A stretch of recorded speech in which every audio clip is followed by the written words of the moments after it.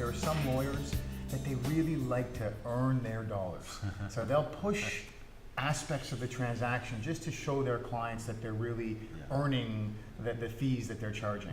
I believe that if we educate the agents and the brokers effectively and help them to understand where they can finesse the transaction so that it doesn't have to necessarily end up in that lawyer's hands, which I know is not the way you practice, obviously, you're the deal maker. It helps the agents to be sophisticated and help the transaction to move smoothly. And that's one of the things we focus on because of the fact that we're so significant in New York and because of the fact that the conducting of a transaction or the process of transacting real estate in New York is so different than in South Florida, we've created what we call the South Florida Buyer's Guide. And it's a comprehensive analysis of the variables that are different between New York and Florida, and also just a general outline of the process. You know, how does title insurance work here? Who pays for what? You know, as you know, when you're in Palm Beach County, the seller is going to be the one that's paying for title insurance. And obviously this is negotiated, but the tradition is that the seller pays. And title insurance in the state of Florida, by the way, Stephen, as you know, it's set by the state. Everybody charges the same amount. What varies is what fees some companies charge versus other companies.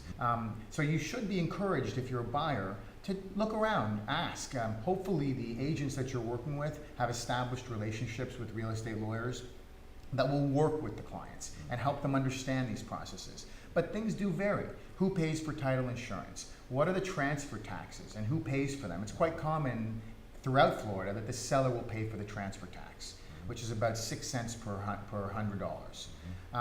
There's so many different costs that are involved in the transaction. Who pays for the title search? Who pays for the inspections? Who's responsible for repairs if they exist? And what we try to do at Elliman is educate our agents so that when they sit down with their clients, they can educate them on the various aspects of the transaction, of the contract.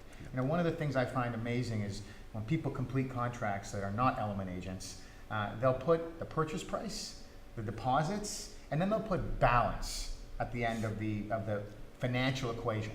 And I think that's flawed because I think that when you're dealing with buyers, you need to make them make sure that they understand their requirements throughout the entire transaction. Sure. You don't want to end up a week out of the closing and realize, oh no, I'm $100,000 short. I didn't realize that when you put 70% for financing and you put balance. I wasn't really thinking clearly. So what we try to do is educate our agents to make sure that those contracts are not only completed effectively and completely, because what you'll find in the state of Florida, because lawyers aren't drafting these contracts, is things are missed. Boxes aren't checked. Items aren't filled out. And you know, we talk about South Florida, and although I believe we're becoming a much more sophisticated market, it is still the sunshine state for shady people.